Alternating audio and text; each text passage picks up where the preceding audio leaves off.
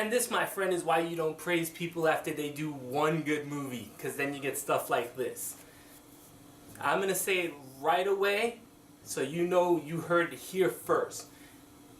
Jordan Peele is going to be the next M. Night Shyamalan.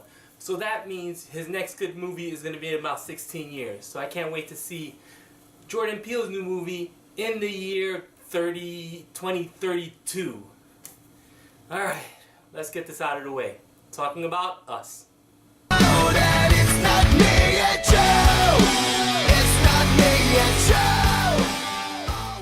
Us is the story about a family of 4 who go to their summer home to relax for the summer. They either haven't been there in a year or they haven't been there since their grandparents died. I don't know, I get both explanations in this movie. Who knows, who cares? And while they're there, they end up meeting their doppelganger family. Another family of 4 that is a mirror image except twisted. And we get this not really horror movie. Much like Happy Death Day to You really wasn't a horror movie, this one isn't. It's more of a thriller. And it's how someone has to deal with facing themselves, more or less. That's what the movie's about. And what did I like about it? I thought it was shot really well. I think it had an interesting idea, but then it didn't know what to do or how to say anything. And it really didn't give us anything I like. The bad about this movie, characters were irrelevant. They had no personality. I knew nothing of these characters. The movie sure doesn't tell you anything of these characters. Maybe they tell you a little bit about the wife. Everyone else, I couldn't tell you what they like, what they didn't like, what do they do in life. There's no information. There's no characters. There's a part in the very beginning of the movie where the main character, Adelaide, the woman, played by Lupita Nyong'o, I think that's her. I know I got her last name right. Played by her, who she tells her husband, Winston Duke, who plays Gabe, that she feels uneasy, that she doesn't feel like she's acting properly. We as an audience know why she doesn't like this place because of something that happened to her in her youth. But we have no idea how she's acting differently because we've never met her before. This is who we know her as. It's not like a character who you know and who is going through something and you see they're acting differently. No, this is our introduction to her. All we know is something happened to her here, but for her to say that, oh, I'm acting different? How do I know? I don't know who you are. And after this movie, I kind of got a little bit better explanation of what's going on with her, and you do get that from this movie. But I didn't know who she was before she got to this town, so that line was really irrelevant. I thought the kids were okay. Certainly none of them are going to match the performance from the kid from The Prodigy I saw in January. I thought Winston Duke was very out of place in this movie.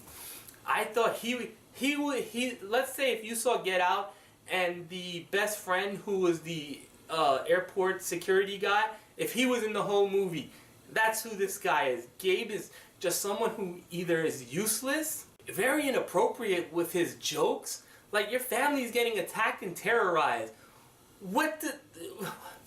Why are you hitting these one-liners and none of them are really funny either?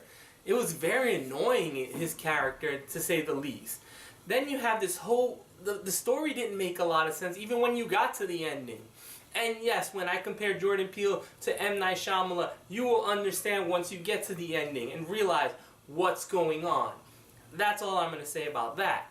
The story was never inviting. I actually kind of felt bored a lot of the time through the movie because you have the secondary story where all these doppelgangers have gotten out. Apparently, somehow, fuck if the movie explains it to us, they have these duplicates that for some reason still act like you despite the fact that they never interacted with you. We have no idea how these clones were made. Nothing is all explained. I know there's going to be a lot of people, and I've already seen some of the stuff online, when people are going to say, oh, this means this and this means that. You know, the deeper meanings of this movie. But sometimes you have to realize, if the movie's not telling you, maybe it's not there. and it's not meant to be there. That'd be the same as if I say, you see this wall behind me? This is not a wall. This absolutely is not a wall. This is a symbol for the over-commercialization and the use of iconic imagery to convey thoughts.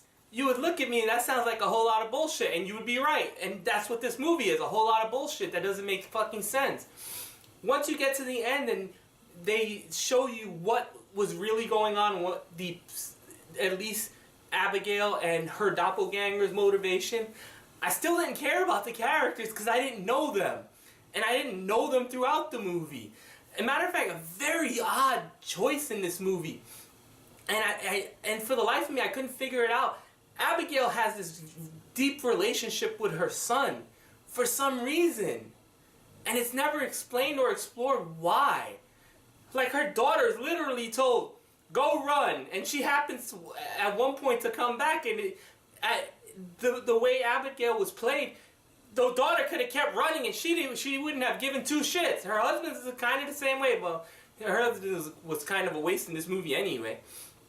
Yeah, this movie it's trying to be flashy and edgy, and it's trying to use metaphors, but unfortunately none of it worked on me because the characters I didn't know, the tone was all over the place with the fucking one-liners of the father, and no one felt like a real person. And I guess someone's going to say, oh, that's the whole thing behind the doppelgangers. But even the doppelgangers, what they were doing made no sense and why they were doing it.